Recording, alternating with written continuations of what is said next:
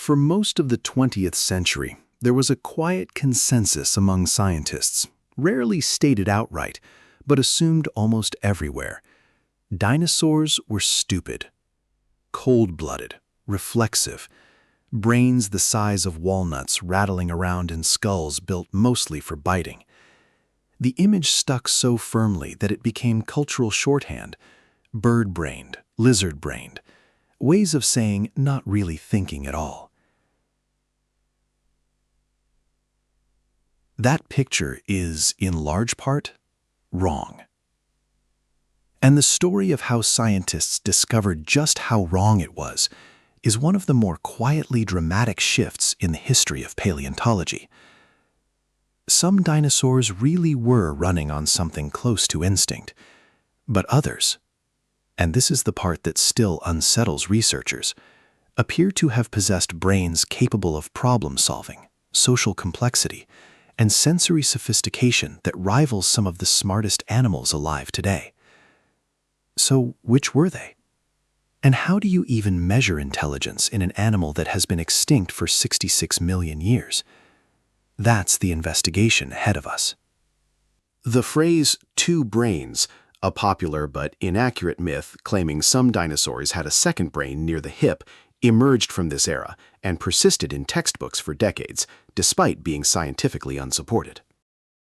But brain size alone was always a flawed measure.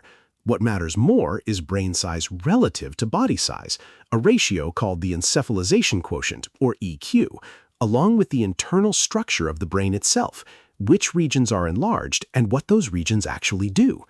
This is where the real story begins.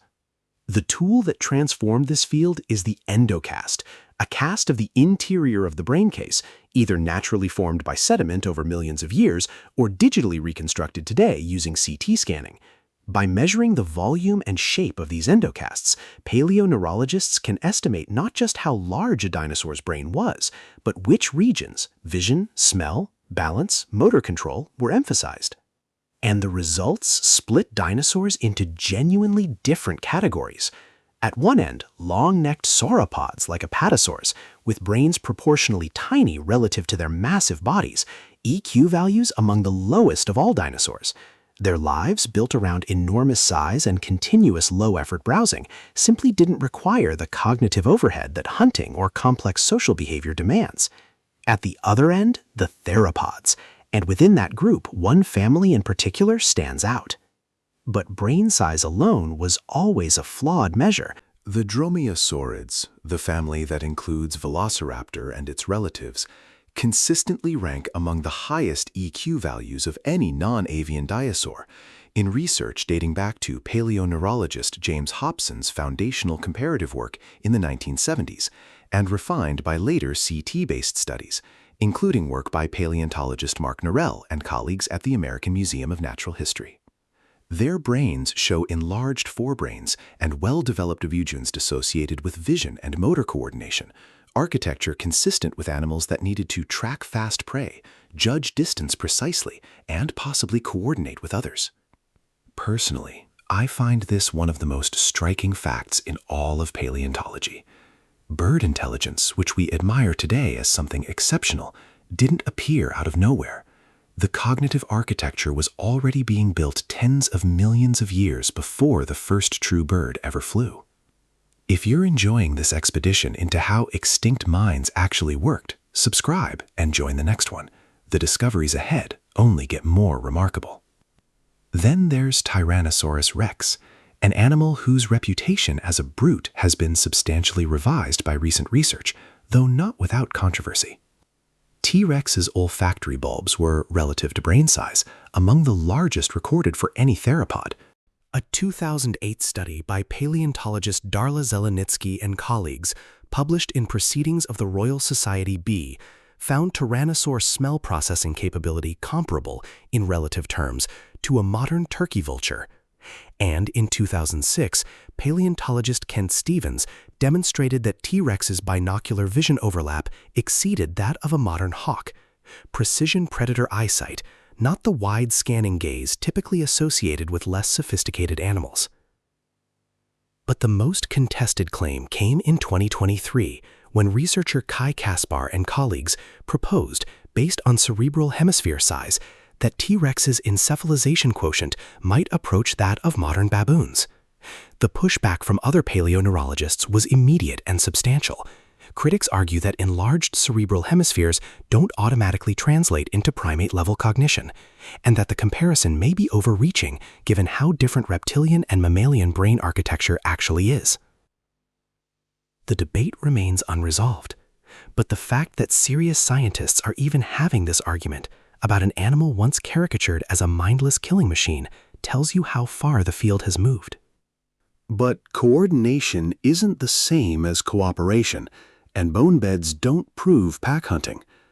Paleontologists Brian Roach and David Brinkman, reanalyzing earlier dromaeosaurid pack hunting claims in 2007, argued the evidence is equally consistent with opportunistic, sometimes competitive group feeding, closer to how modern Komodo dragons gather at a carcass without true cooperation, rather than coordinated wolf-like hunting. Genuine complex sociality requires more than proximity. It requires recognition of individuals, possibly even something resembling theory of mind, and awareness that others have their own perspective. We have no direct way to test for that in an extinct animal. We can only look for patterns that would be consistent with it, and weigh how strong that consistency really is. What about communication? CT scans of inner ear structures, pioneered by researcher Lawrence Whitmer at Ohio University, reveal in several large theropods, including T-Rex, an elongated cochlea associated with sensitivity to low-frequency sound. This has led to the hypothesis, still speculative, that some large dinosaurs may have communicated using infrasound, similar to modern elephants and crocodilians, calls that travel for kilometers through dense vegetation, largely unaudible to smaller animals. There's also growing evidence, particularly from hadrosaurs like Parasaurolophus with their elaborate hollow head crests, that some dinosaurs evolved specialized anatomical structures specifically for vocal resonance, essentially built-in trumpets. Computer modeling of these crests, conducted by researchers including David Evans at the Royal Ontario Museum, suggests they could have produced distinct low-frequency calls audible across long distances, a form of acoustic communication entirely unlike anything in the modern world. So how smart were dinosaurs, really? The honest answer is, it depends enormously on which dinosaur you mean, and smart itself is doing a lot of unexamined work in that question. Intelligence isn't a single dial that runs from primitive to advanced. It's a set of specific cognitive tools, shaped by specific evolutionary pressures, for specific kinds of lives. A sauropod didn't need to outthink anything. Its survival strategy was built on scale, not cunning. A dromaeosaurid, hunting fast prey in a complex environment, needed something else entirely: precision, tracking, possibly social coordination. A tyrannosaur needed an extraordinary sensory toolkit to operate as an apex predator across vast, varied terrain. Each was, in its own context, exactly as intelligent as it needed to be. None of them were thinking in language. None of them were doing arithmetic. But several of them were almost certainly doing something more sophisticated than the lumbering, reflexive stereotype that dominated public imagination for most of the last century. The more I study this research, the more I find myself questioning what intelligence even means as a single concept, because the deeper paleontologists dig, the more dinosaur minds resist being ranked on a simple scale, and start looking instead like dozens of different, equally valid solutions to the problem of being alive. And if the minds of extinct giants and feathered hunters have captured your curiosity, the investigation isn't finished. Because there's one specific animal, small, fast, astonishingly well documented in the fossil record, whose brain anatomy may make it the single most cognitively advanced non-avian dinosaur ever discovered. What was it actually like to think like a velociraptor? That investigation is waiting. I'll see you there.